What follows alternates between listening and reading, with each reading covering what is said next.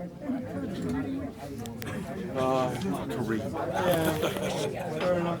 So, At least a little. yeah.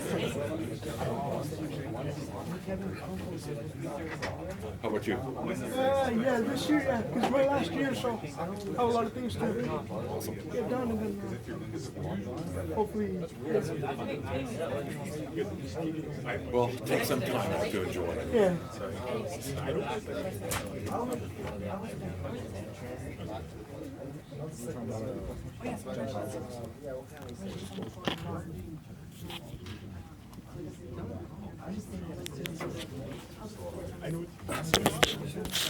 Okay, good afternoon, everyone. Before I begin today's lecture, let me first of all thank all of you for making it here this afternoon. How many of you is this the last time before your reading break?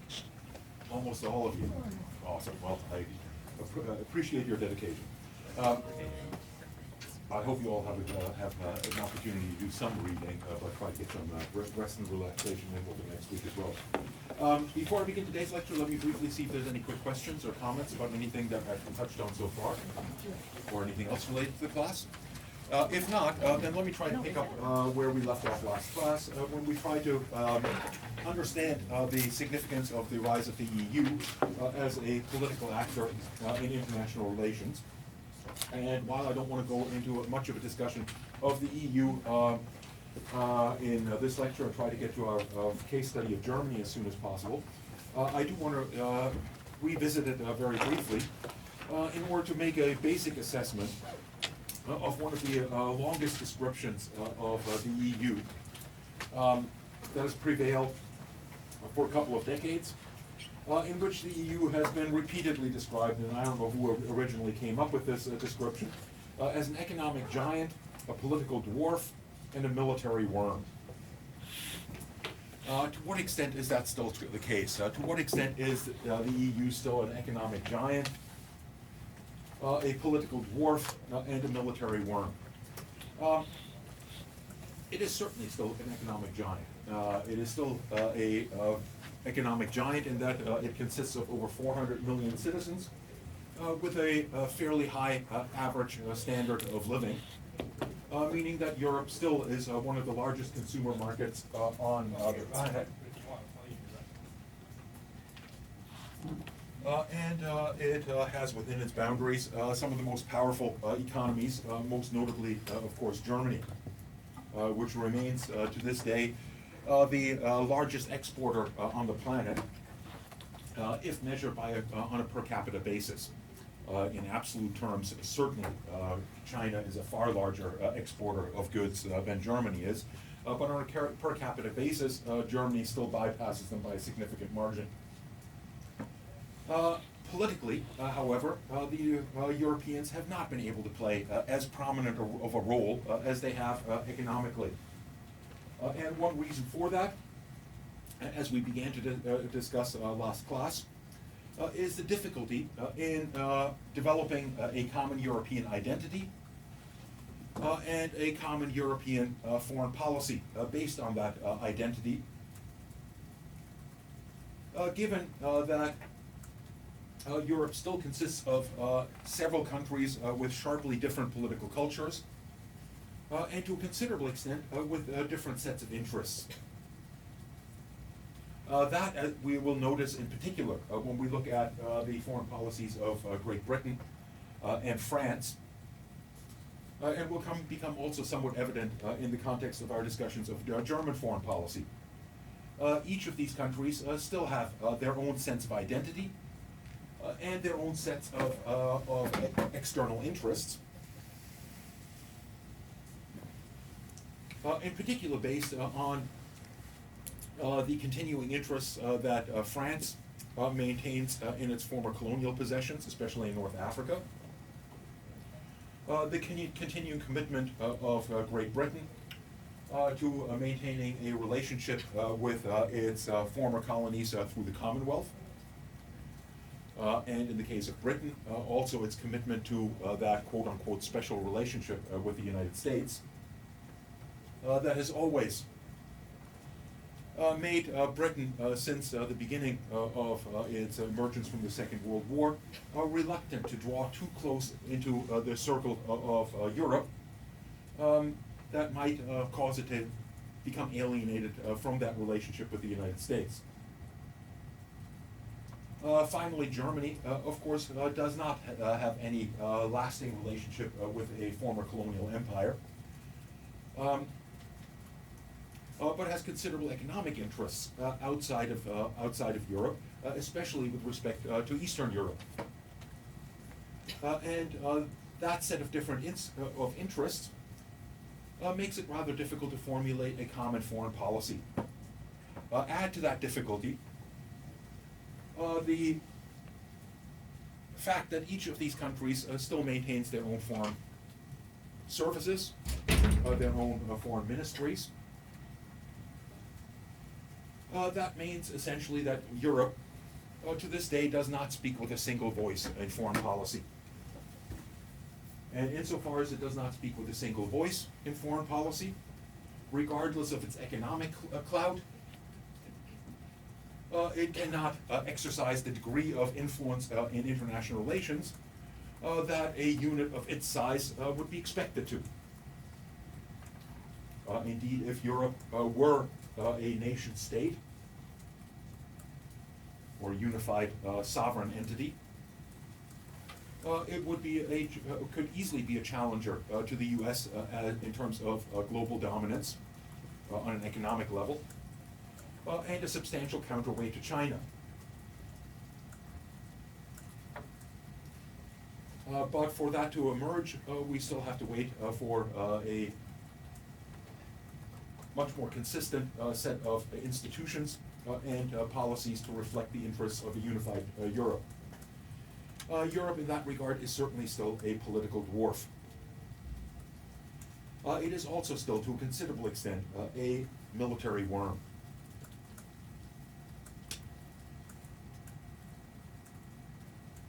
And as I tried to argue last class, and as your textbook demonstrated in its or the article in your reading list rather demonstrated in relation to Europe, the fact that it is a military worm, and I'll talk a little bit about what is meant by that, has made it rather difficult for Europe simply to cut the leash, or to put it differently, its relationship with the United States.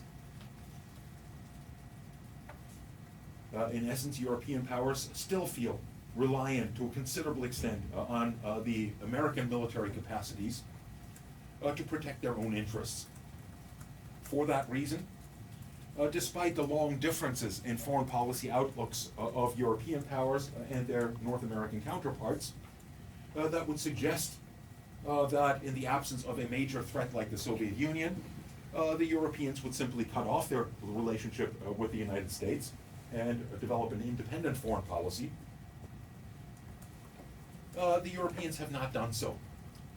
They certainly have not bandwagoned around the United States, as some might have expected them to do.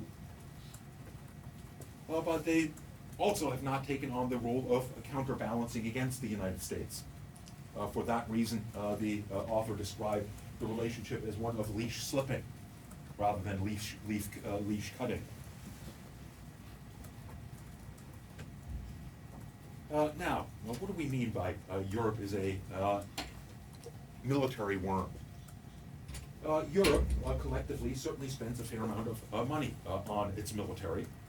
While it doesn't come anywhere close to the military spending levels of the United States, and while the United States, as the quote-unquote leader of NATO, endlessly complains about the Europeans not meeting up to their obligations to spend 2% of their GDP on military expenditures,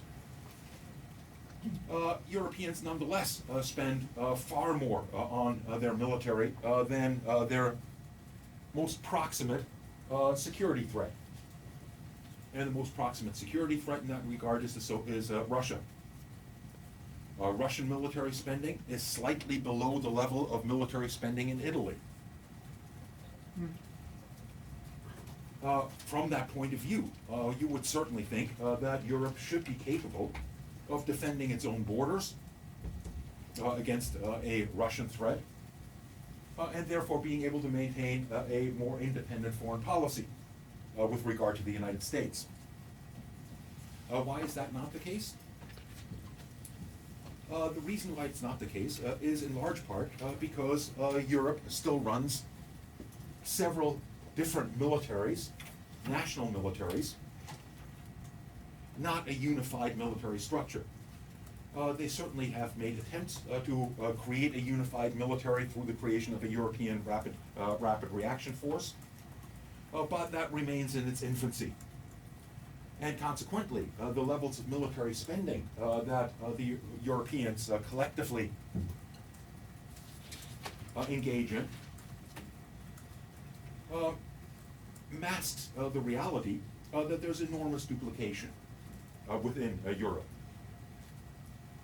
If Europe were to pool all of its military resources and create a single military structure without all of that duplication, it would be far better able to project power and certainly to be able to protect its interests from its neighbors in the near abroad. But as long as the European Union still essentially consists of several sovereign states, each of which maintain their own military structures, that level of coordination simply isn't possible. And that means that when confronted with situations like the situation in Yugoslavia, or for that matter, and I'm not justifying the intervention in Libya, but the perceived threats emanating from Libya, the Europeans were not capable of taking action to defend their interests in those contexts and their own, and in both cases resorted to NATO and to a strong participation by the United States.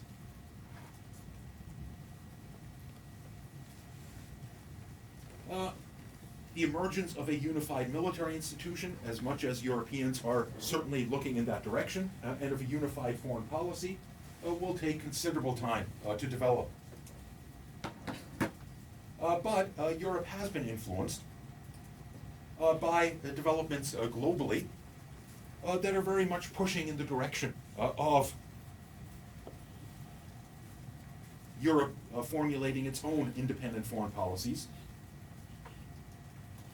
In particular, the growing problematic relationship between Europe and the United States, to which Europe is still tied through NATO.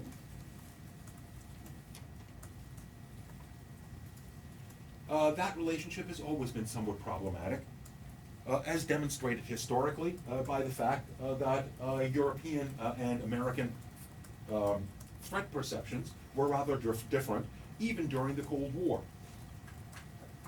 In that context, probably the best indication is that not a single European power made any contributions to the American war in Vietnam, not even the French. But since the end of the Cold War, that rift between Europe and the United States has become more obvious, especially in the context of the War on Terror.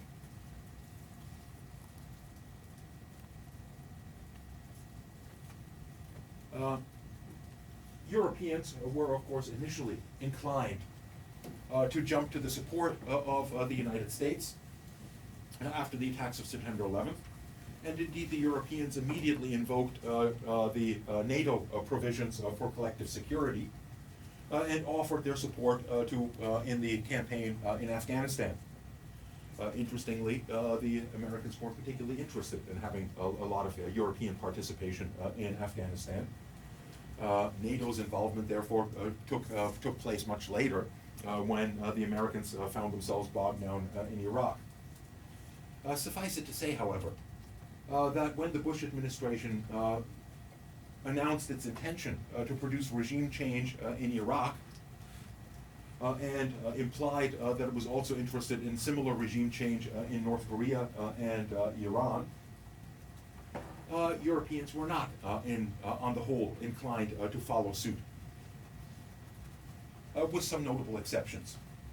And in this regard, one of the things that the United States has always tried to maintain is the ability to get individual countries in Europe to go along with their foreign policies, even when they're counter to some of the more dominant powers within Europe.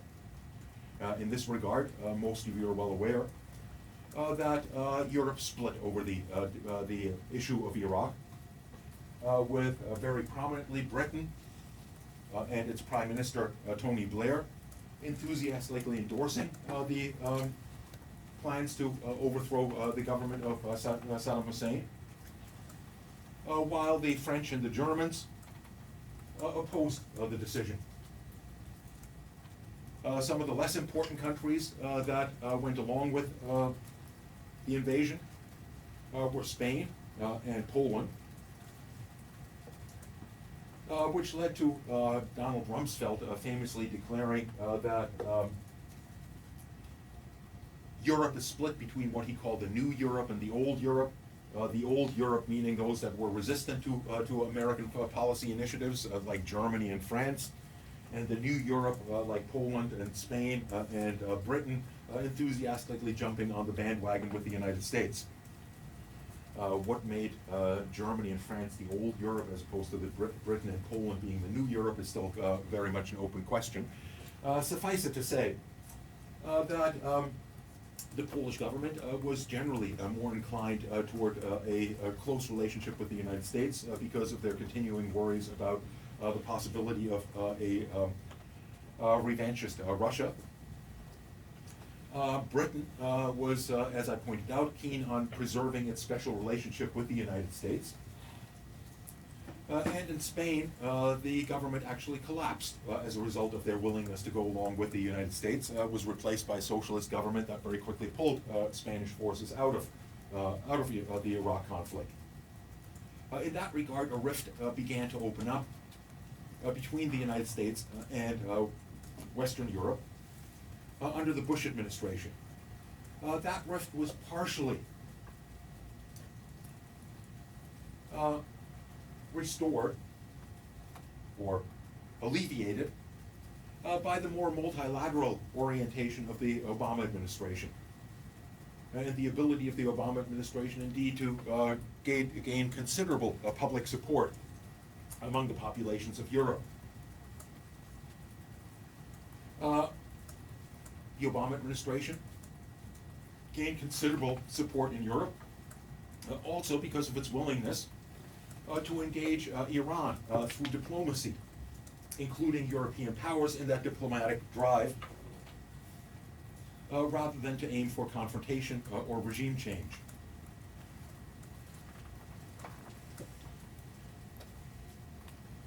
It's of course in that context that the election of Donald Trump did exactly the opposite and created an environment where Europeans were indeed once again attempting to distance themselves from the United States for a whole slew of reasons. First of all, most Europeans, although somewhat hypocritically, are much more committed to taking collective action to alleviate the problem of climate change.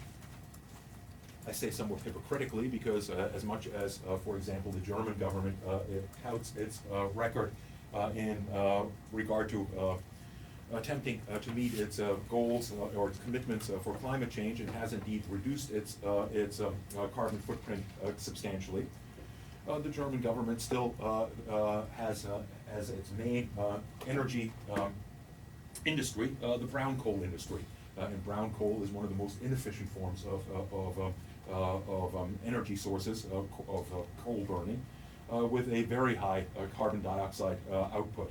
In that regard, they're certainly somewhat hypocritical. The other thing is that Germany managed to reduce its output of carbon dioxide substantially, but the reason for that is because Germany produces today virtually no steel any longer. Did Germans suddenly stop using steel? Of course not. But to a large extent, the steel that is now used in German industry has been outsourced to China. And that means that the carbon dioxide emissions for the steel produced are added to China's bill and not to Germany's bill, even though the Germans are making extensive use of that in their production of their automobiles and so on. In that regard, there is considerable hypocrisy on the part of Europeans in their policies toward climate change. Suffice it to say, however, that Europeans are convinced that climate change is a real threat to the stability of the global economy, as well as to the survivability of the human species, and therefore are committed to taking actions, collective actions. And the U.S. is pulling out of the Paris Accord, from that point of view, was seen as deeply problematic. Secondly, of course, the Trump administration pulled the United States out of the JCPOA agreement with Iran and reimposed unilateral sanctions on Iran. Unilateral sanctions that might not have been particularly controversial. The U.S. is, of course, free to decide who it wants to trade with or not. But the U.S., in its general inclination toward thinking of itself as a global hegemon, also announced that it was imposing secondary sanctions, meaning that it was imposing sanctions on any foreign entity that did business with Iran.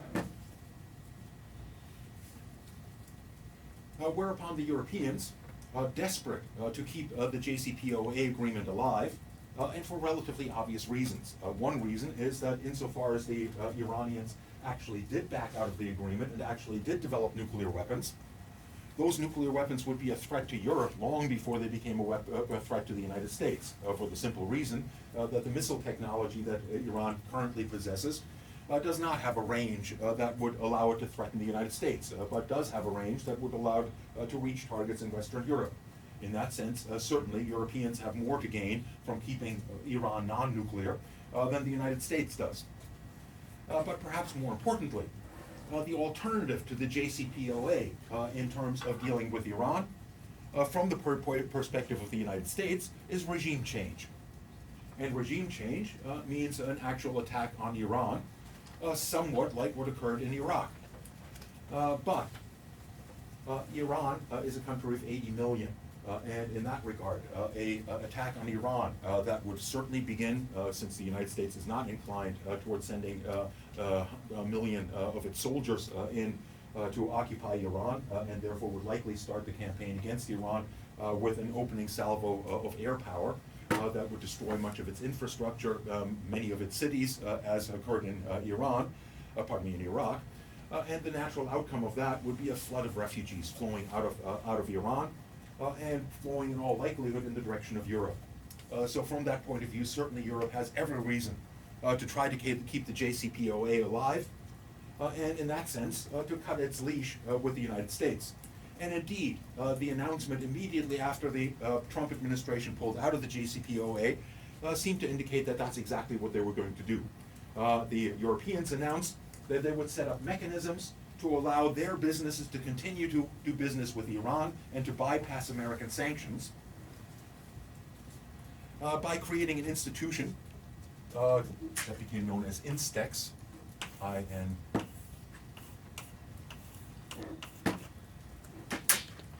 Don't have to memorize that. To allow companies in Europe to do business with their counterparts in Iran, while bypassing the American banking institutions like the SWIFT system. Essentially, what it was intended to be was a kind of a barter system, whereby when European powers purchased goods from Iran, they would not provide payment to the Iranians, but instead pay companies in Europe that were supplying Iran with goods so that no money would ever have to cross between Iran and Europe, but trade could continue. Now, in order to create such an institution, they had to first of all, the plan was to create it as a EU institution. That ultimately failed, and insofar as it has been created at all, it has been a project of Germany, France, and Britain. But to create such an institution, they had to recruit first of all, create the institution itself, and then recruit individuals to run the institution. And to recruit individuals to run the institution, they required individuals with a lot of experience in diplomacy and a lot of experience in banking. The problem is that anyone that took on a job like that would immediately be blocked by the United States from entry into the United States and from being able to get a job in any bank that does business with the United States. And consequently, recruiting anyone to function in that organization proved to be enormously difficult. The upshot of all of that is that this week, Instex, for the first time, sent supplies to Iran, which amounted to slightly under $1 million worth of medical and food aid. Certainly a far cry from maintaining a trade relationship with Iran that would allow it to bypass the kinds of sanctions being imposed in the United States. And again, what it demonstrates is that despite the intention on the part of governments like that of Germany, France, and Britain to cut their leash with the United States and to maintain an independent foreign policy that certainly seems to be in their interest, they seem currently still incapable of doing so. In that regard, the description of Europe as an economic giant, a political dwarf, and a military worm still seems largely accurate. Let me leave my discussion of the European Union at that and see if there's any quick questions or comments about any of that, of what I've mentioned about the European Union before we move on to our next case study. Everything seems crystal clear about the European Union? All right, glad to see it. In that case, let's turn our attention at this point to Germany and its foreign policy. A good starting point in discussing German foreign policy is a quick look back at the emergence of Germany as a state in the international system, just as we attempted to do with our examination of the United States, Russia, Venezuela, and Turkey, and indeed the European Union. In that regard, one of the things that stands out with regard to German history is the late emergence of Germany as a functioning nation state.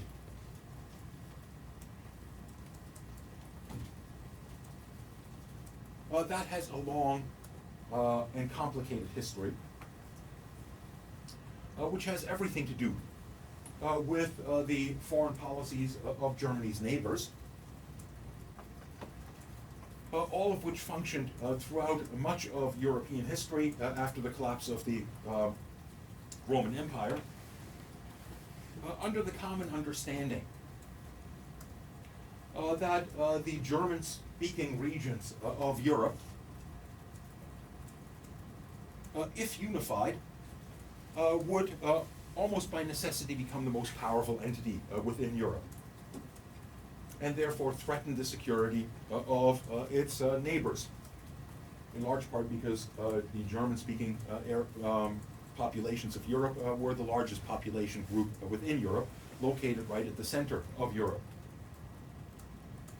And for that reason, the neighboring states of Germany, generally through their royal families and so on, collaborated to prevent a unification of Germany under a single leader. This in turn meant that while Germany certainly emerged as a cultural center of Europe, long before it became a unified state, it nonetheless developed a kind of a sense of inferiority with respect to its neighbors. Germany was a kind of a backwater in Europe. Its royal families did not speak German, but generally spoke other languages. For the most part, the German nobility looked to the countries of France and Italy as the models for what a royal family and so on was supposed to look like. German culture in that regard tried to emulate the lifestyles of their Mediterranean counterparts. And indeed, that was reflected in German literature. Something that was not going to change until the 19th century. The 19th century saw a drive toward German unification, based at least in part on cultural movements like German Romanticism. German Romanticism began with the writings of one of the most famous German writers, Goethe, whose first novel, The Sufferings of Young Werther, is the first novel written in the German language, which is set in Germany, and romanticizes the beauty of the German countryside and so on and so forth. That movement of German Romanticism also gave rise to a sense of German nationalism. And that German nationalism in the 19th century tried to overcome the institutions of feudalism that still dominated German society by creating a German parliament in Frankfurt in order to eclipse the royal families that ruled the various fiefdoms of which Germany consisted at the time. This essentially took place in the context of what became known as the Revolution of 1848. 1848 in that sense was a pivotal year, not just in Germany, but in Europe more generally. But it ultimately failed.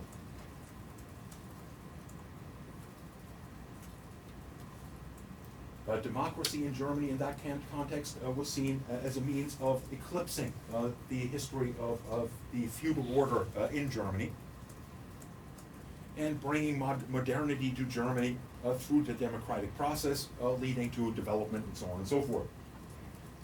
The failure of that movement to create a unified democratic Germany meant that Germany was ultimately unified through a very different process. And that process was initiated by one of the more powerful entities within Germany, the region of Prussia. Prussia, which consisted of the territory that is now northeastern Germany, centered around Berlin, was one of the more powerful entities within the European collection of small kingdoms. It was also closely related to the British monarchy, in that Kaiser Wilhelm II was Queen Victoria's cousin. That's less important. Suffice it to say that Prussia was governed over in the middle of the 19th century by Kaiser Wilhelm I, who by the 1860s was in his late 70s, early 80s, and consequently not very actively involved in governing his state. Instead, he passed authority on to his chancellor, who became one of the most important figures in European history.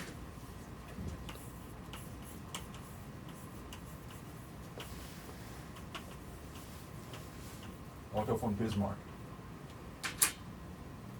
Otto von Bismarck recognized that Prussia was in a precarious position. Prussia was one of the most wealthy regions in Germany, for the simple reason that Prussia was essentially the breadbasket of Germany. The most efficient area in which to produce wheat in particular, and in its production of foodstuffs and wheat in particular, it became a key supplier to the British market of foodstuffs. which in turn allowed the ruling elites within Prussia to become considerably wealthy during the 19th century. But Bismarck was aware that developing relationship between Prussia and Great Britain, in which Prussia became the supplier of wheat, of food and agricultural goods to Great Britain, at least one of them, and became an important customer for the exports of Great Britain, was leading to a relationship of dependency, and was undermining the ability of Prussia to remain one of the key great powers in Western Europe. That in order to maintain its ability to function as an independent state, Prussia had to industrialize. But in order to industrialize and be able to effectively compete as an industrial producer with Great Britain, it needed to achieve what I guess would be best described as economies of scale. In other words, Prussia itself was simply too small to be able to sustain a kind of industrial system that could compete with Great Britain, or with France for that matter, both of which had a substantial head start in their process of industrialization over Germany.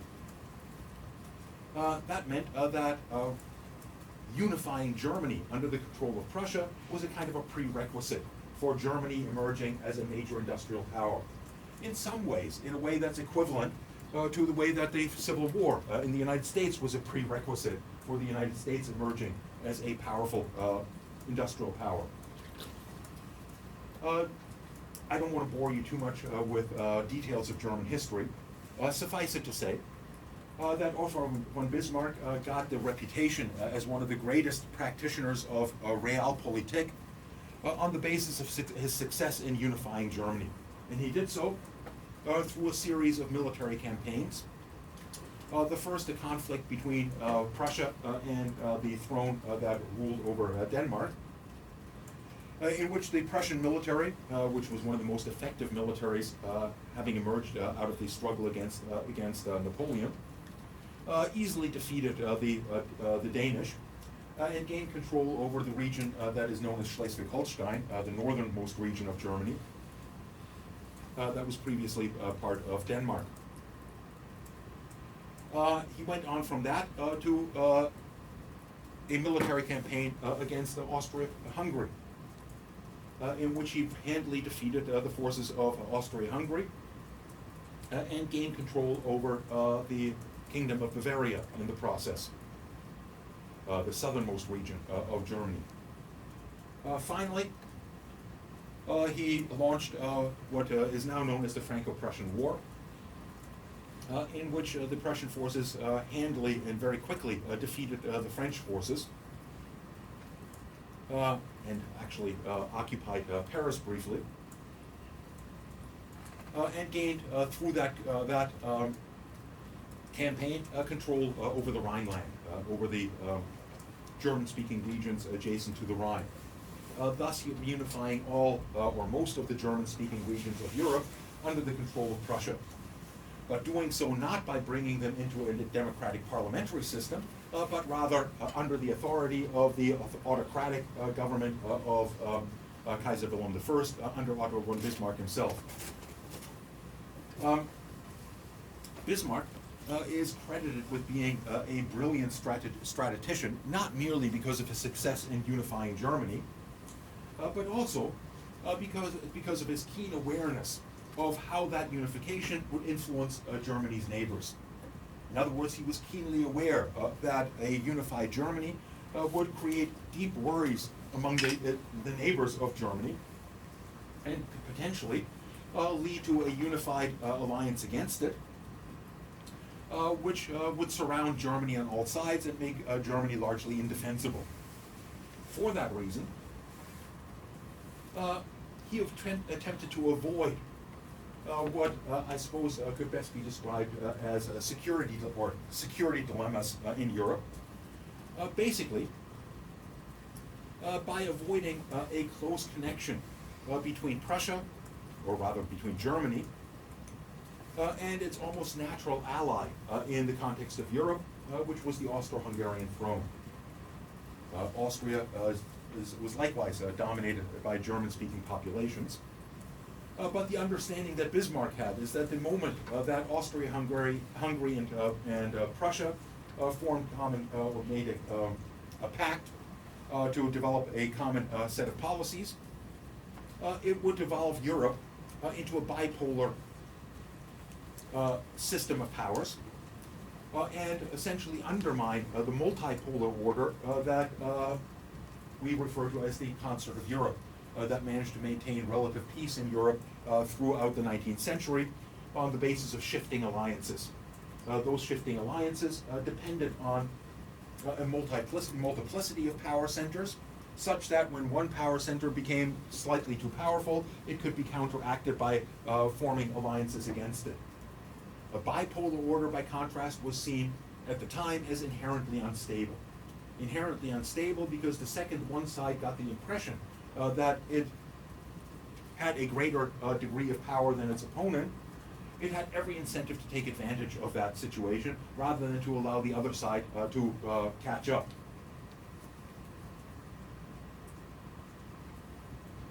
Bipolar order, for that reason, up until the 20th century, was generally considered by scholars of international politics as an unstable system. A perception that only changed in the 20th century as a result of the Cold War. And I would argue that in the context of the Cold War, the stability of the Cold War, the fact that it never went hot, had far more to do with mutually assured destruction and the changes in technology than it did with the nature of a bipolar system.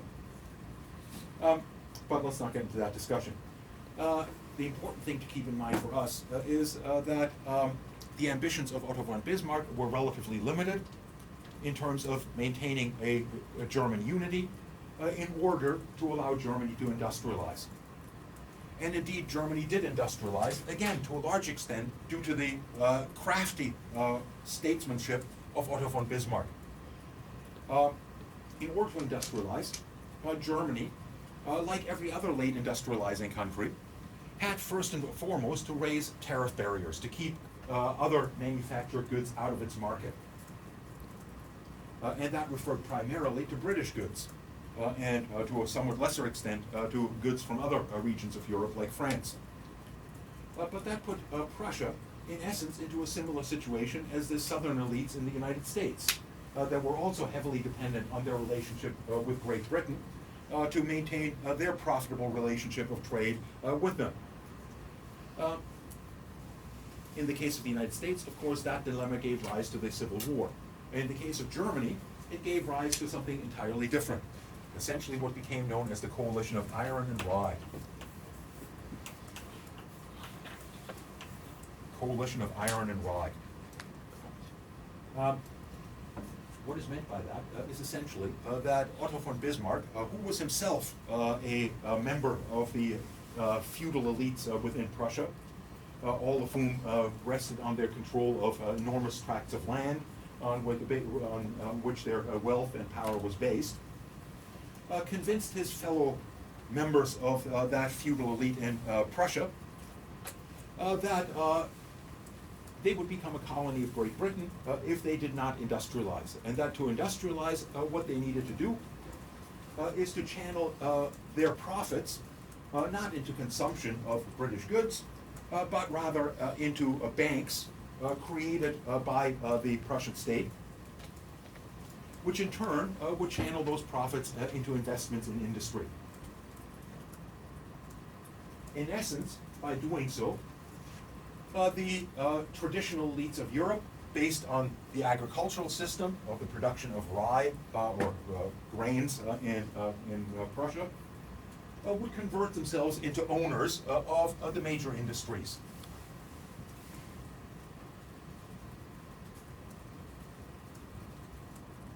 What's also key to understand in this regard is that the purpose of industrialization in Europe, in Germany, was not to create a wealthy consumer society.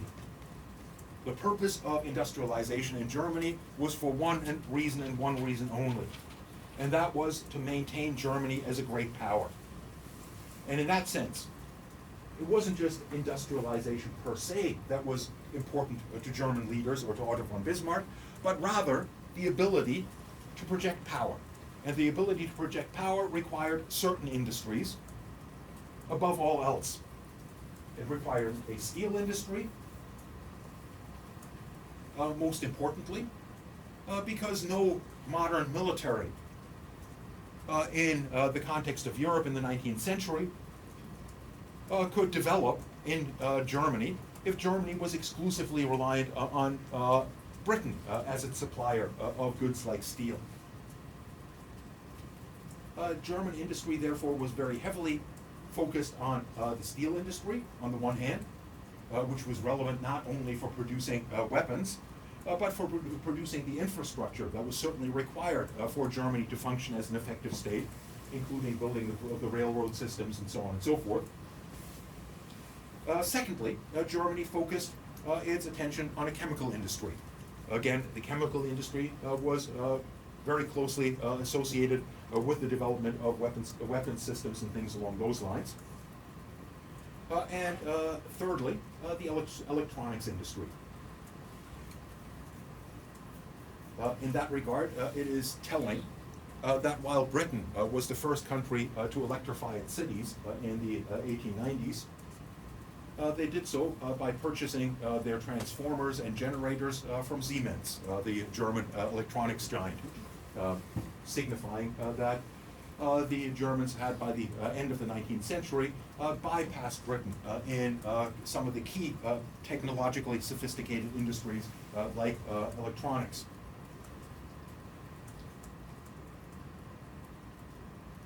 As a result of the success of this alliance of iron and rye, Germany emerged by the end of the 19th century as one of the great powers in Western Europe.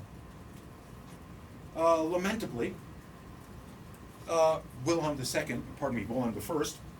died in the 1870s, was briefly replaced by a very young monarch who only lasted a couple of years before the rise of Wilhelm II as the Emperor of Prussia or of Germany.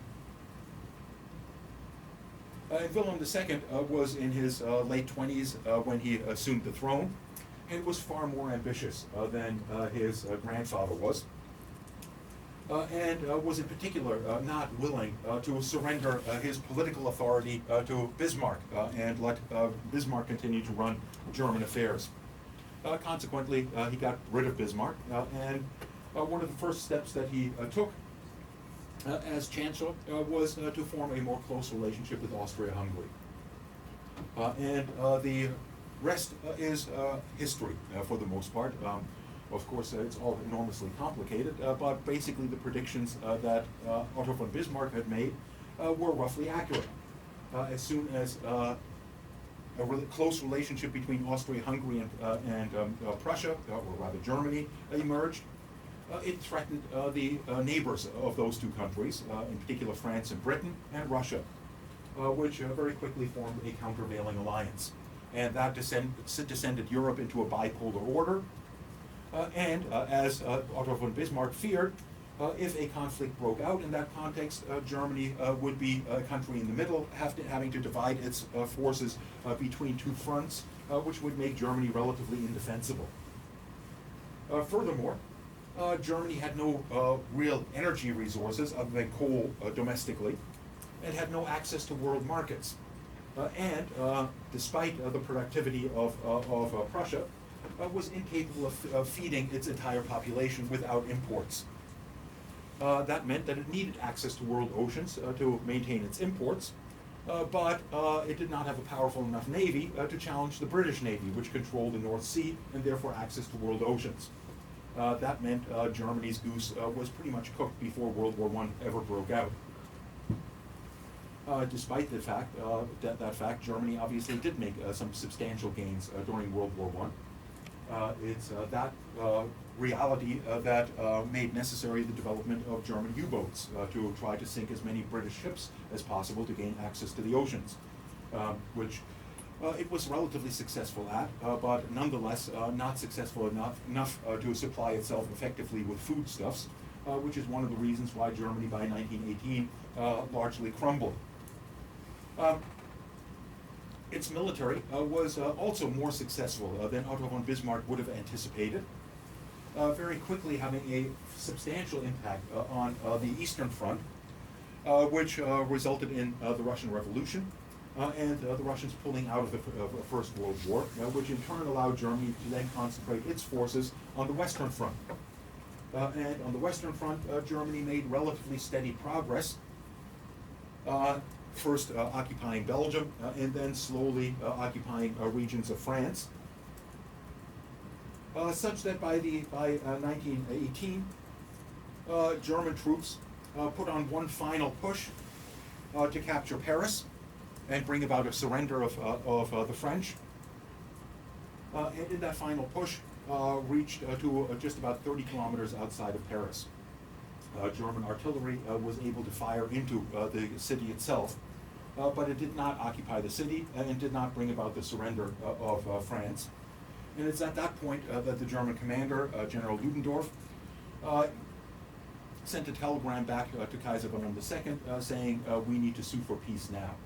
The reason being fairly straightforward. The German supply lines had become simply too long to defend. The Germans had basically used their last resources to try to overthrow the French government, and having failed to do so, Ludendorff was aware that it was only a matter of time until the Germans would be pushed back out of French territory and eventually pushed into German territory, and that therefore Germany had the best bargaining position to get a good outcome while it was still 30 kilometers from Paris and not allowed to be pushed back into German territory. At the time, the Allies, under the influence of the United States, refused to negotiate a peace at that point, arguing that they would only accept a German surrender if it came along with the abdication of Kaiser Wilhelm from the throne. That meant Kaiser Wilhelm did abdicate from the throne and was pushed into exile in the Netherlands. And it's under those circumstances that the Versailles Treaty was negotiated that brought an end to the First World War. And the Versailles Treaty is enormously important in understanding German history and in understanding German foreign policy subsequently. The Versailles Treaty, I would argue, and again, we could spend a couple of hours talking about this, and we certainly don't have time for that. But to make a long story relatively short, the Versailles Treaty represented two rather contradictory influences. On the one hand, the influence of the victorious powers in Europe, Britain and France in particular, and on the other hand, the perspective of the United States. The French and the British looked at the reality of European power at the end of the First World War, largely through the lens of what we nowadays call realism. Their perspective, therefore, was that having defeated Germany, Germany should never be allowed to develop the capacity to threaten its neighbors again. The best way to achieve that was to dismantle Germany to a large extent. In other words, to withdraw some crucial territory from the German state to substantially weaken it. To declare Germany the aggressor in the First World War and therefore responsible for paying the reparations to all other powers damaged by that war. To reduce Germany's military to an absolute minimum, only what was needed in order to maintain domestic order, but not to allow it to project power outside of its region. And by the way, especially the British were enormously pissed off with the Germans, in large part because one of the things that they required is that Germany hand over its navy in order to weaken it and to substantially strengthen the British in their response. The Germans then sent their navy out into the North Sea and sank the entire navy themselves, rather than hand it over to the British, which the British never forgave them for. That was supposed to be one of the spoils of war that they were deprived of. The other influence on the Versailles Treaty, that of the United States, came from a very different perspective. The perspective of the United States, strongly influenced by the liberal views of Woodrow Wilson, was that the best way to make the First World War, the war to end all wars, as he put it, is to make it a war to make the world safe for democracy. It's that which determined the insistence that Germany could not remain a monarchy at the end of the First World War. It was the Americans that insisted the Kaiser had to abdicate and the democracy had to govern Germany. Therefore, German democracy, in the form of the Weimar Republic,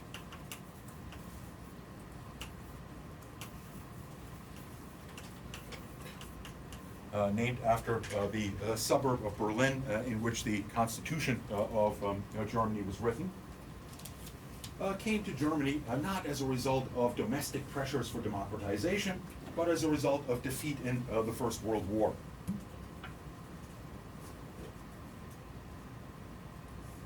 Secondly, he argued that given that the purpose was to create a more stable system in Europe,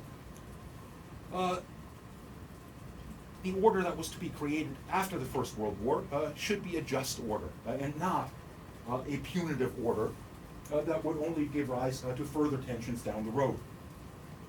In other words, he rejected the idea of imposing war reparations on Germany, or for that matter, dismantling its territory. As most of you are probably aware, the Versailles Treaty became a kind of a mishmash of these different influences. The one other, of course, important contribution that I should mention in that context is that Woodrow Wilson also insisted on the League of Nations as a means of resolving international conflict. On the one hand, Germany got democracy, but on the other hand, it got saddled with an enormous pile of war debt, had much of its territory dismantled, and was effectively economically crippled by those combined policies. It also had its military reduced down to an absolute minimum, and more or less the elimination of its navy, which meant that large numbers of former soldiers were thrown into unemployment in a context in which there was simply no economic activity in Germany. And that meant that German democracy had to begin from very unstable footings. That became almost immediately evident. Returning soldiers coming back into the city of Munich staged a revolution in Munich that overthrew the elected government and imposed what became known as the Räterepublik, essentially an equivalent of the Paris Commune. Communist forces took over the city government and attempted to establish a communist republic in the city of Munich. Whereupon the elected government in Berlin ordered the German military to put down this rebellion, which they did with considerable brutality.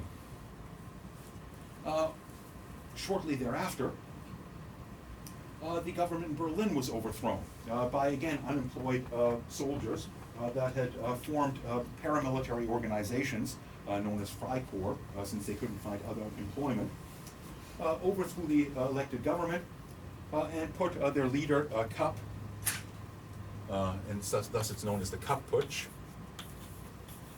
into the leadership position, whereupon the elected government called upon the military of Germany to put down this putsch by paramilitaries, and the generals in the German military responded to the elected prime minister, German soldiers don't fire on other German soldiers. In other words, they simply refused to come to the rescue of the elected government.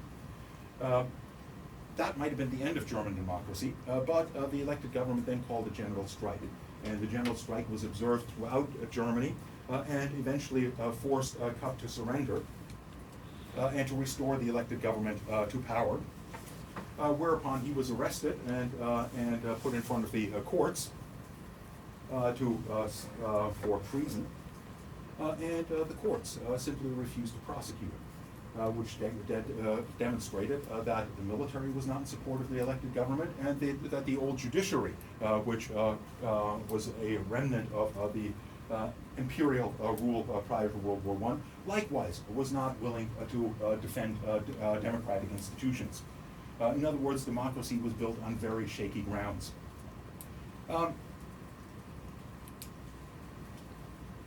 I don't want to bore you too much with the detailed history of what emerged from that. Suffice it to say that the first 5 years of history after the defeat of Germany in World War I were a period of economic chaos that culminated in the hyperinflation that took place in the year 1923, when the elected government decided to try to get rid of the burden of the war debt, basically by printing up more and more money and allowing inflation to sort of whittle away the significance of that debt.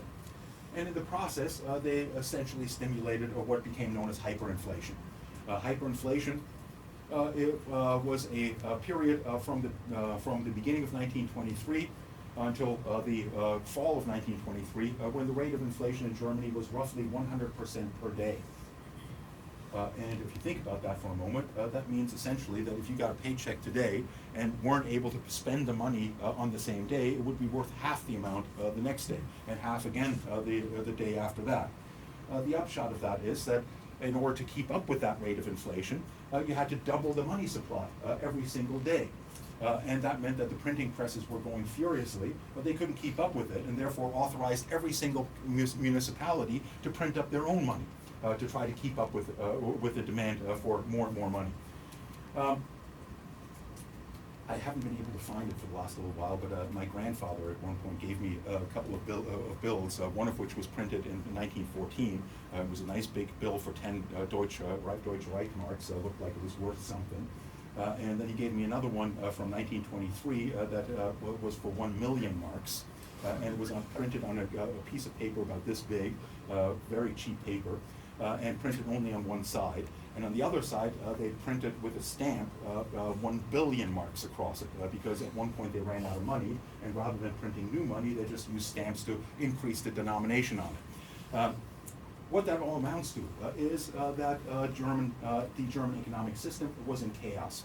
And while some people had no problem dealing with that, in essence it reduced the system to a system of barter, what it did do is that it basically eliminated people's savings. Their savings were worthless. The government ultimately introduced a currency reform at the end of 1923, in which the new Deutschmark converted 1 billion Deutschmarks of the old Deutschmark to 1 Deutschmark in the new currency. That brought relative stability to Germany for a brief period.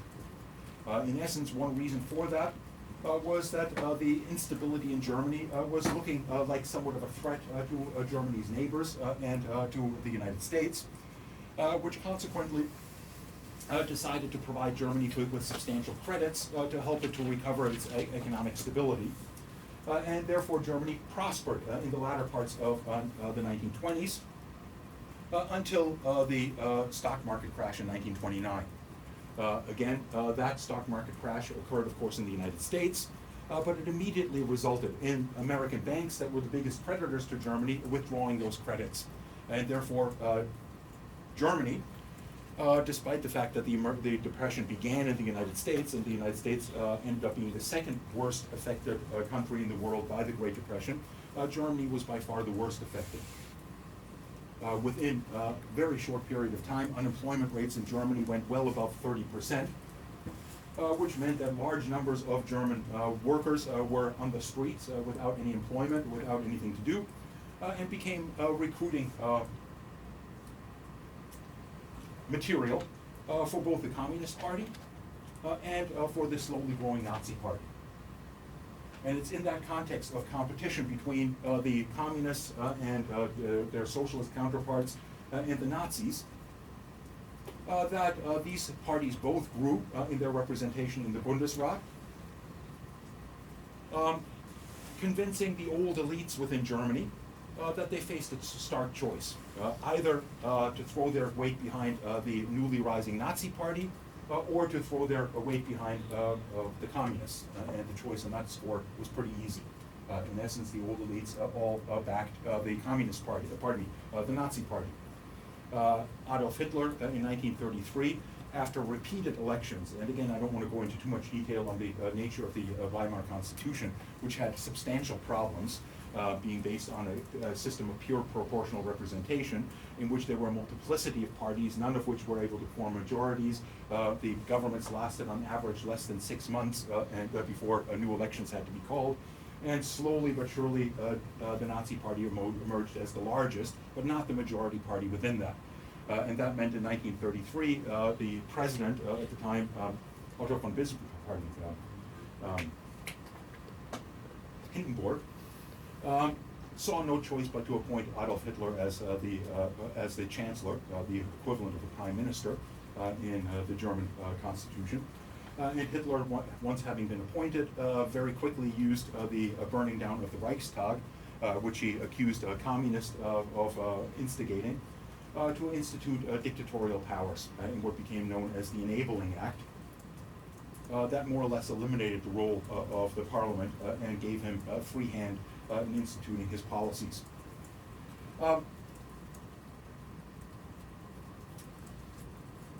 Adolf Hitler and the Nazi Party were enormously successful in bringing about a rapid reconstruction of Germany.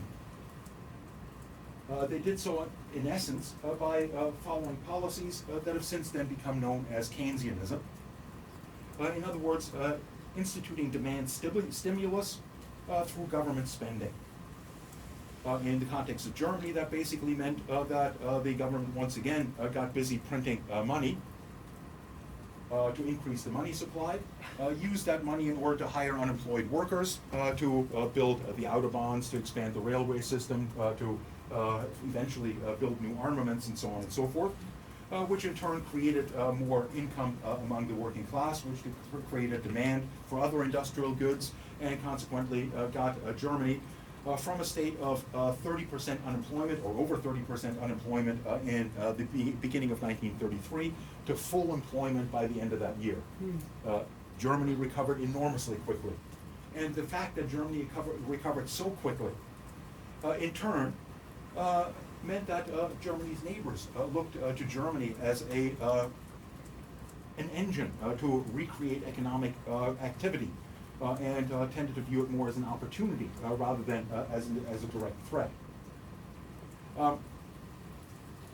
Of course, I don't want to repeat all of the history of the rise of the Nazis and the eventual resort to military conflict. Suffice it to say that the Nazis rose, at least in part, on the chaos that was created in the Weimar Republic, combined with what became known as the stab in the back theory. The stab in the back theory was essentially derived from the mysterious circumstances under which Germany, being only 30 kilometers from Paris, lost World War I. The reasons for that are pretty easy to understand if you look at the real logistics of it. But for the German population, which had been subject to, well, for lack of a better term, propaganda throughout the war, and what you would expect the German newspapers headlines to have been telling Germans throughout the war, when they were making steady progress through France. We're on the verge of victory, we're just about to win, and so on and so forth, to suddenly, oh, we lost the war. It's in that context that many in Germany were convinced that the reason that Germany lost the war was because of domestic forces that undermined the war effort, not because they were actually defeated by their adversaries. And that in turn turned the attention to which domestic groups were responsible for that. One domestic group that was immediately blamed for it was the communists. Why? Because the communists in the parliament leading up to World War I had refused to support the war effort. Essentially, the position of the communists was that this is a war between the ruling elites of Europe, in which the working class man has nothing to gain, and therefore shouldn't support it. The Social Democrats, interestingly, went the opposite way, and basically said that, yes, it's a war between the ruling elites, but in this hour of need, we will not abandon our fatherland, and therefore voted in favor of it. The Communist Party in Germany was, of course, understood as being largely inspired by Karl Marx. Karl Marx was a German philosopher of Jewish descent, and consequently, that fear of communism very quickly spilled over into anti-Semitism, which had long roots in Western Europe, or in Europe more generally, but actually had very shallow roots in Germany. If in 1850 you had asked, or even at the turn of the 20th century, you had asked people in Europe, in what country is anti-Semitism a substantial problem? There would have been some very obvious answers, one of which would have been Russia, where there have been extensive pogroms against the Jewish population throughout the latter part of the 19th century. Another would have been France, where the Dreyfus Affair made evident the extent of deep-seated anti-Semitism in the end of the 19th century. Germany was not among them. And one reason for that is that the German Jewish population, which was enormous, was for the most part secular and was very well integrated into German society. Meaning that some of the most important intellectuals in Germany, some of the most important writers in Germany, and so on, some of the most important industrialists in Germany were of Jewish origin and of the Jewish faith, but were largely secular. And in that regard, anti-Semitism in Germany arose to a considerable extent as a result of anti-Semitism elsewhere. It's in the context of the pogroms in Eastern Europe, and in Russia and Poland in particular, that Germany was flooded by emigres, by refugees from Eastern Europe that did not speak German and were far more religious than their German counterparts, and in turn created this impression of Jews as outsiders. Most German Jews consider themselves first and foremost German and only secondarily Jews, in the same way that most German Protestants and most German Catholics do not view themselves as first and foremost on the basis of their religious identity, but first and foremost on their national identity. That in turn also has a long history. The 30 Years' War in Germany was settled on the basis that the religion of the prince is the religion of the people. As a easy way to end the war, which was really about religious principles. And that meant that all Germans were essentially asked to adopt the religion of the noble person that ruled over their territory, whether they liked it or not. The net result of that is that while 90% of all Germans to this day identify themselves as either Catholic or Protestant, only about 20% of Germans in opinion polls argue that they believe in God. Go figure. In other words, they've become essentially labels that are relatively meaningless and that may have an influence in terms of how they celebrate Christmas and things along those lines, but really it's not part of their identity. And I would argue that that to a large extent was the case with the Jewish population of Germany as well. They were highly integrated and were for the most part secular. I don't want to bore you with all of that too much, not that it's all boring, but suffice it to say it was these tensions and the need to find culprits, outsiders, that motivated the eventual resort to the Holocaust. It's also, of course, that it is in Germany that nationalism, which certainly did not emerge in Germany, it emerged, if anything, in France, took on its most nasty form. In that, basically, the question that Germans asked is, what is the German nation? And again, in a country in which nationhood and nationalism emerged rather late, that question was much more important than in places like France, where nationalism and national identity had been taken for granted for several centuries. The German answer to who is a German was supposed to be a scientific answer, not one based on wishy-washy ideas of identity and so on and so forth.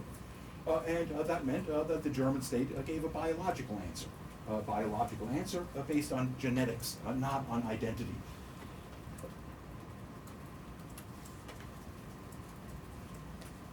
And one that defined the Jewish population, therefore, as outside of the German identity, regardless of how culturally German or they otherwise might have been. Let's bypass the Second World War. You all have heard plenty about it. Germany most certainly was the aggressor in the Second World War, although arguably, and one of the reasons why Germany was appeased for the first couple of months of the conflict was because of the understanding by the British, the French, and the Americans that Germany was really only recapturing territory that was obviously legitimately German and that was illegitimately removed after the Second World War. They perhaps deluded themselves that Hitler would be happy with simply recapturing those pieces of territory, and very quickly found out otherwise. But despite that, it is quite clear that Germany was the aggressor and had ambitions far beyond simply recapturing territory wrongly taken during the First World War. But Germany once again found itself in a situation not altogether dissimilar from what occurred in the First World War, essentially having to maintain a two-front conflict in which it had serious disadvantages. And in particular, of course, insofar as Germany was defeated, it was defeated by the Soviet Union. And a prominent component of the Soviet Union being able to defeat Germany, just as was the case with Napoleon, was the effectiveness of what the Russians refer to as General Winter. General Winter meaning that the climate in the Siberian plains and so on and so forth becomes very difficult for folks that aren't used to it or equipped for it. In that regard, Germans did suffer in the Russian winter, and to a large extent that broke the back of the Wehrmacht.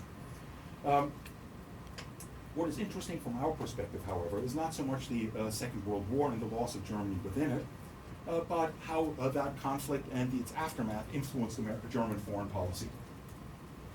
As most of you are aware, Germany emerged from World War I a divided country. And it is crucial to understand how that came about, in that Germany became essentially the tripwire in the Cold War, the front line of the Cold War. The region in which the Cold War, had it gotten hot, would have been fought. How did that happen? Well, essentially, to not spend too much time on it, the allies that defeated Germany in the Second World War consisted of Britain, Britain, the United States, and Russia. France had been defeated by Germany, and while de Gaulle and the remnants of the French military did participate in the defeat of Germany, they were certainly not decisive within it. Those three powers met on a number of occasions to figure out what to do with Germany after its defeat.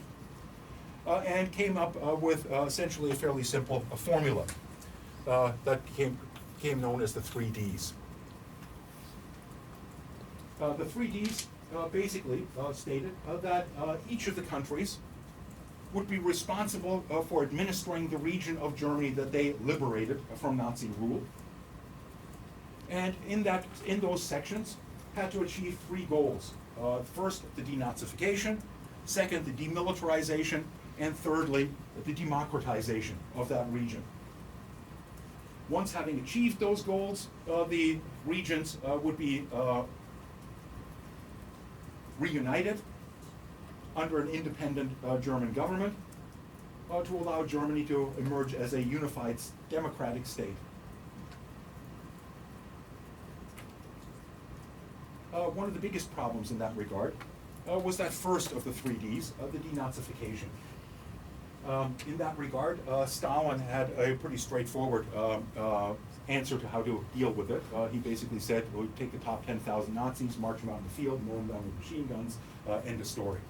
And apparently, Roosevelt and Churchill, Roosevelt in particular, were like, oh, we can't do that.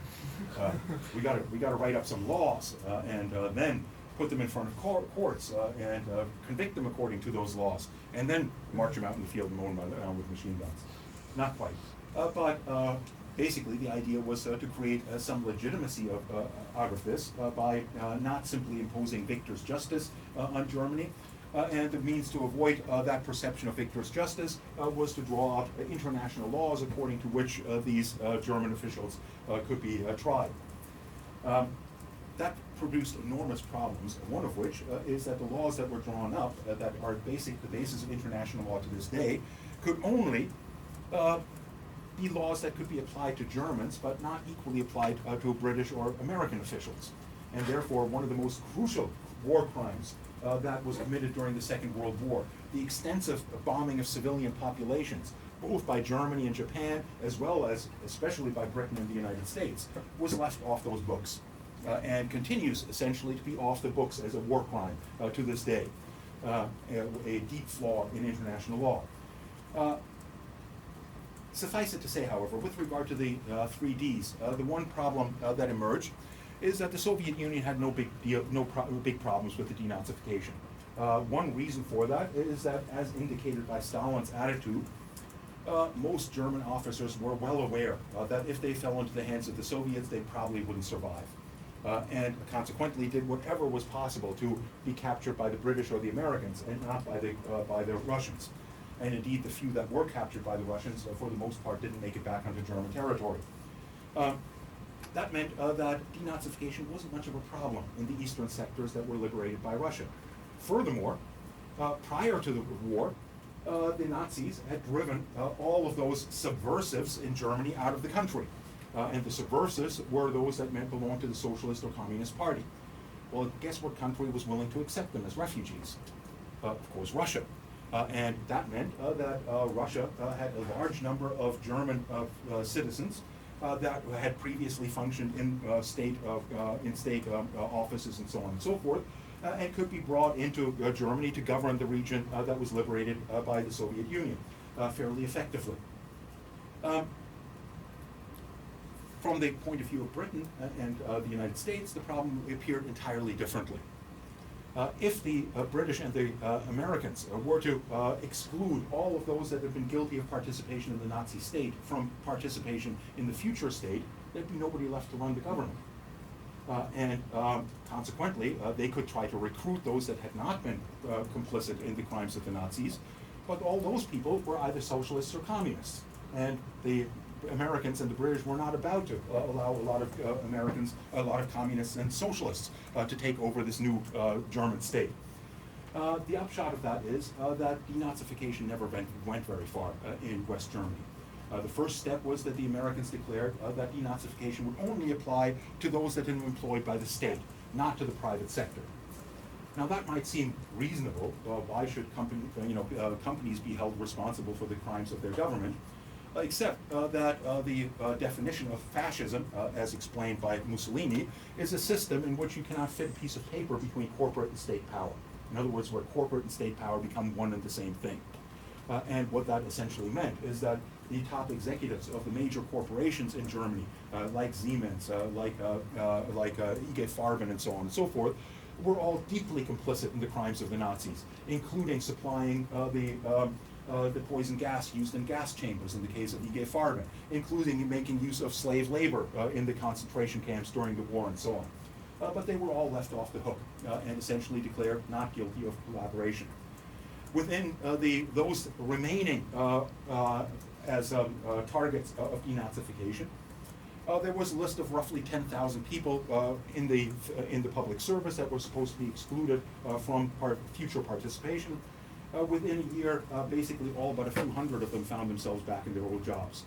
The Nuremberg trials were essentially restricted to the very top of the Nazi party and the SS, but practically everyone else was allowed to go back into their old jobs. Probably most notoriously, the head of the new German equivalent of the Central Intelligence Agency, the BND, was a fellow by the name of Reinhard Gehlen.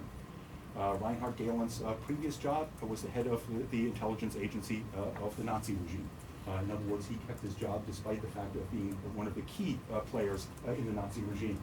And indeed, as many of you are probably aware, the Americans in particular, the British to a slightly lesser extent, viewed those that had worked in the Nazi state as enormous assets in the emerging confrontation with the Soviet Union. The Soviet Union was the official enemy of Nazi Germany, and its intelligence agencies were almost exclusively geared toward undermining the Soviet Union, and therefore were understood to have important information that would help the West in the newly emerging Cold War.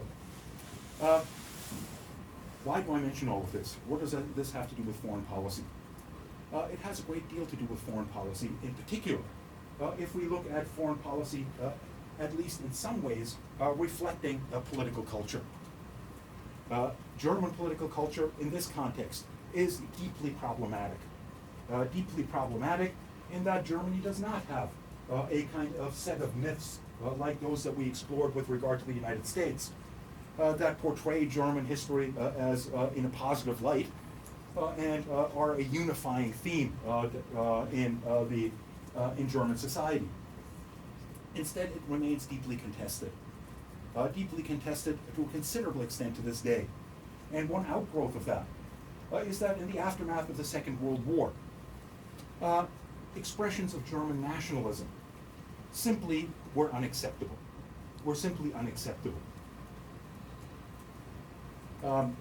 I became aware of that as a kid growing up in Germany,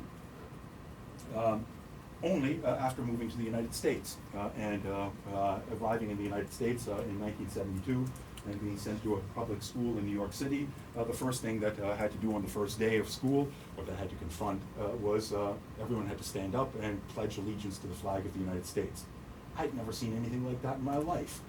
And it seemed to me, and the reason for that is that in Germany, the idea that you pledge your support to the flag seemed like something that would occur under the Nazi regime, not in a modern democracy. Of course, that illustrates more about the lack of German national identity and German political culture than a problematic aspect of American political culture.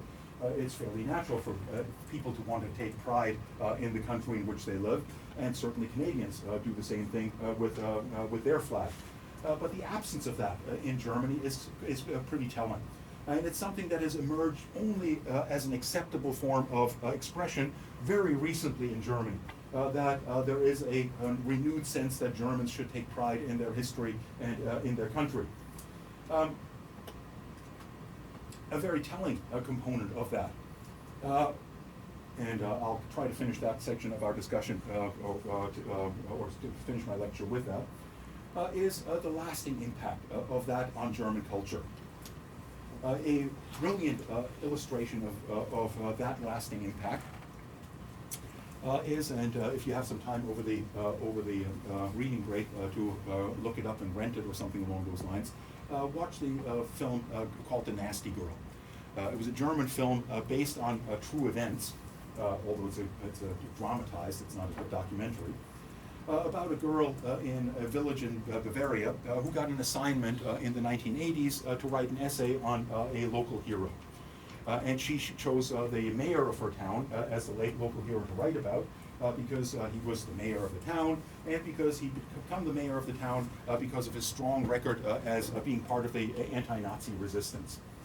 And so she decided, okay, well, I'm going to do a little research on this and look up a little bit of information on this guy.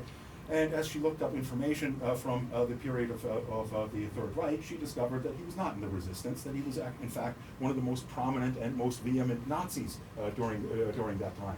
And she wrote that in her essay. Well, she got an F on their essay, and not only did she get an F on her essay, her parents ended up getting death threats from their neighbors. How dare you dig up all this dirt and make us look bad, and so on and so forth.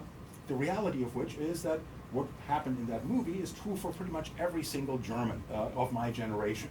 All of us were in one way, shape, or form lied to by our parents or our grandparents about the role that they played in the Second World War.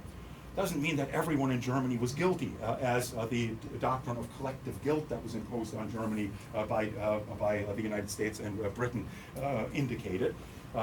Collective guilt was only a means of plastering over having to deal with those that were really guilty, on the assumption that if everyone is collectively guilty, then what's the point of looking at who was a little bit more guilty than someone else? Well, the reality is there were people that were absolutely guilty, and there were a lot of people that were in the resistance, and there were numerous examples of people that hid Jews throughout the entire war in their basements or in their attics, and would have faced the firing squad had they been caught, but they were also collectively guilty. But the upshot is essentially that none of us precisely know what the previous generation was up to. My father was too young to participate in the war, but my grandfather was a soldier stationed in Norway most of the war, and never really saw much action. Apparently, the Nazis expected an invasion through Norway, not through Normandy, and therefore stationed a lot of troops up there that never ended up seeing much action. But I was always told that he joined the military as his patriotic duty, that he was never a Nazi and was merely a soldier in the German army. And it was not until he was in his 80s and started becoming a little bit more loose with his tongue that it became evident that that couldn't really be true. and that in fact, as it later turned out, he was a member of the Nazi Party early on. He was never involved in any war crimes, but his brother apparently was a real asshole. And again, we never knew anything about that, and it always makes you wonder what else did we know about. And that is a reality that is still very much present in the political culture of Germany. And to which the rise of the alternative for Germany, the new right-wing party, is largely a reaction, an attempt to kind of restore a sense of national identity. And unfortunately, of course, that brings back very nasty memories of why Germany has this problem with its national identity to begin with. Let me leave my discussions on German political culture and the emergence of Germany as a state at that, and try to remember all of that good stuff for 2 weeks from now when we look at the impact that all of this has on German foreign policy in the post-war era. Enjoy your reading break and try to get some reading done and try to get some rest and relaxation, and come back recharged in 2 weeks.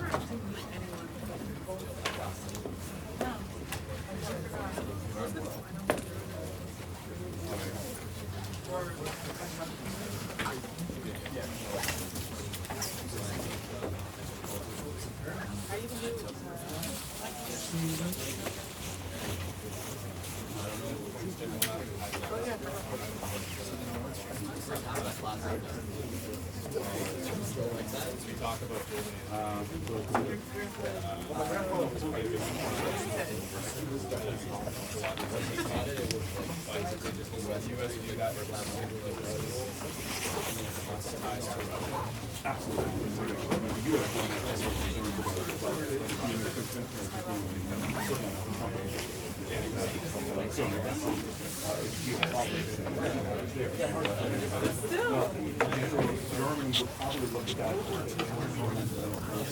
environmental concerns as well.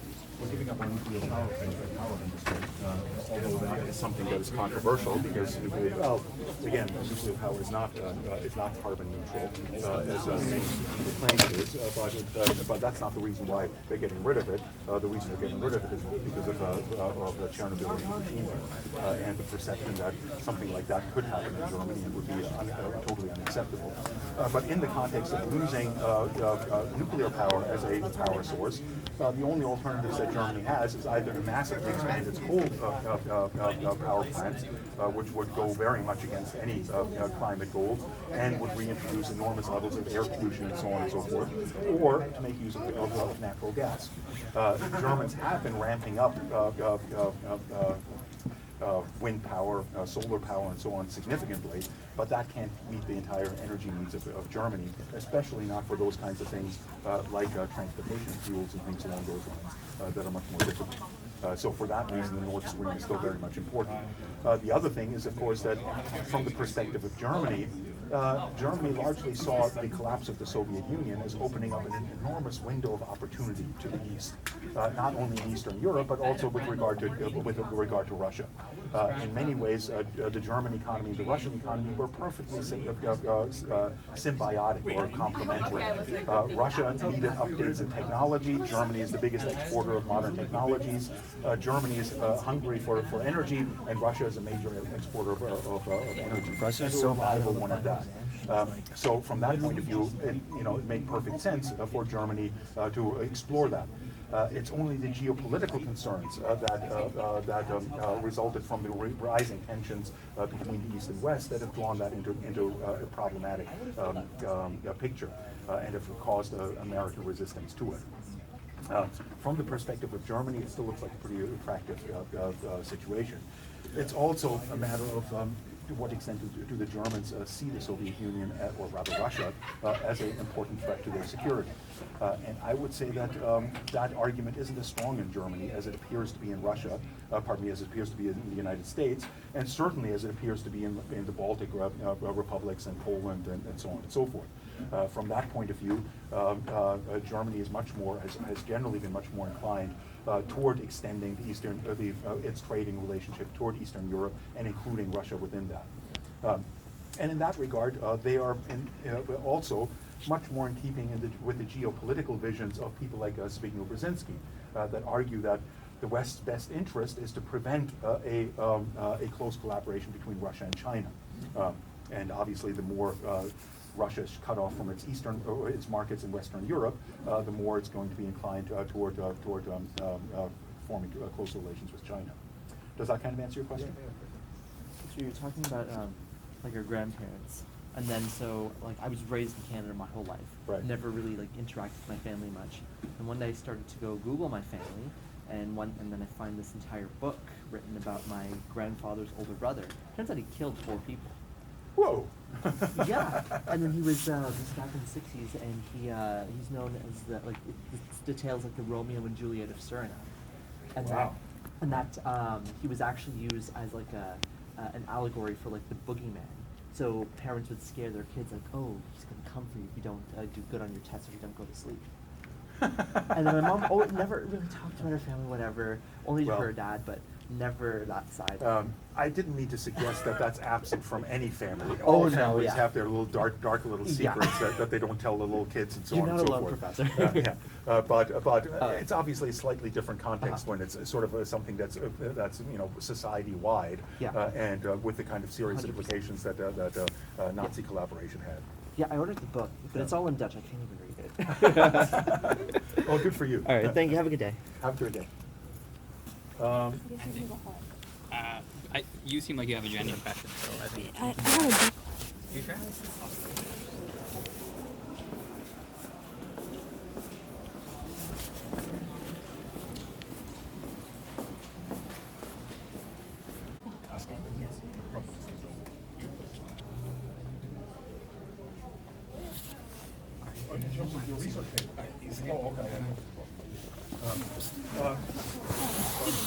Certainly, I would recommend that absolutely you should start by following up those sources, and that depends entirely on your topic and the extent to which, I mean, this book is slightly dated already, so to a certain extent you might want to look at whether there's been other stuff written on on your topic more recently, to incorporate that. But I think that in general, that's one of the pieces of advice that I generally give people, is that the best way to do research is not to go to the library and punch in a bunch of words into a search engine, or to do that on your computer. You'll end up with 10,000 entries, most of which are crap. The best way to do research is to let other people do research for you, and that means make use of the professionals that do research, and start with the footnotes and the bibliography in your textbooks. That's a great way to get some really good sources to begin with, but you don't necessarily have to stop there.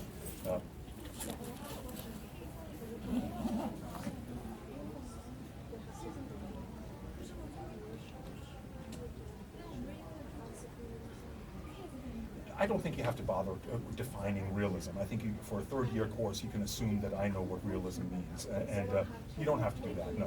No. Yeah, on that, basically, you lost most of the points on the identifications, and I couldn't do much about those because I think that the points that he makes there are largely right. I do think that I mean, especially since you're only 1 point off of the B, that having read through your essay, I figured that deserved an extra couple of points. Yes, I've already made note of it. So don't worry if it doesn't show up on the I've got records of it, so it'll be added to your final grade list. No problem. So we were talking about was it your father or your grandfather who said who brought up like that huge wad of cash and was showing you like the different. Oh, it wasn't a huge wad of cash. It was just a couple of bills. The 1 billion. Like that was who, your father? That was my grandfather. Yeah. My father was too young. He was born in 1930, so he was too young to have lived through all of that stuff. But So your father 1937, your grandfather like 19. my grandfather was born 1900. Oh, I see. So he was already a pretty old guy by the time that he went to the Second World War. So he probably could have avoided it altogether if he really wanted to. Well, no. By the end of the war, they were recruiting people in their 40s, but certainly the early stages, he would have avoided that. Yeah. I see. Yeah, I just find it fascinating because I'm also taking a course on the Holocaust, like Oh, yeah. Holocaust history, Yeah. like that period of time. Right. We're actually going through like the fall of the Weimar. Right. to Oh, the so you rise probably of the- have looked at this in much more detail Yeah, than we've had the in time fact, to do. a lot of it, like what you talked about today, sort of mirrored some of the stuff like in my Mhm. earlier lectures and so on. So it's just curious, like, so your grandfather who sort of lived through that period, was he, I guess, resentful after the West occupied Germany and so on? Like, or was he mainly resentful because of that? I guess that I period. mean, of no, hostility? I think that once Nazi Germany had been defeated, he was very much on board with you know the West German project of reconstructing Germany as best as possible. And for the most, I mean, he certainly wasn't a communist, and certainly in that sense didn't look to East Germany as more legitimate or anything of that sort. But you know, and especially in his later years, he did always say that you know the best years of his life were the years during the 1930s and 40s. Right. That's Yeah. interesting. Let's see. And oh yeah, so he was from, I guess, West Germany or East Germany? West Germany. West Germany. Oh, I see. So I guess you don't have any family in like the East, like on the. I don't have any family in the East, no. Okay. And that's a very different thing. Yeah, East Germany, yeah, obviously. like especially Yeah. like a continuing. No, the closest I have is I have an aunt that escaped from the Soviet occupation zone and that married into the family. But we didn't have any from the East. Interesting. Yeah, I was just curious about like the whole austerity thing because I know my this is like sort of off topic, but my parents are from Guyana, Oh, yeah. and my dad has always like hated how the West sort of like through the IMF and so on will try to Right. basically rob the country. Right, Like right. he remembers especially like during the 1980s, I think it's like in his 20s or so there.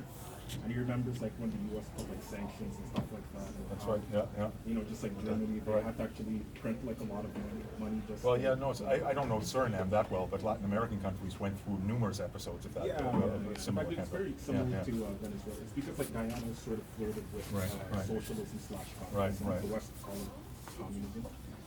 So my dad actually remembers when like the food shortages and stuff, like when the food prices like shot up literally overnight. Right, right. And how like in your household you'd actually go from like you know, like this would take maybe a couple of weeks or so, but you'd have like a fully stocked fridge, and the next thing you know, you're getting by in scraps and Yeah, stuff. yeah. like that. It's slowly Yeah, trying it to. slowly chips away. And then he was also telling me how eventually what happened is that his mom, like his stepfather was like an engineer of sorts, and he basically bribed the local politician, and he didn't actually realize the benefit of the bribery until a few days later, because what happened is that he had this fridge, right, and the fridge is unplugged because of course electricity is expensive and everything now with the sanctions.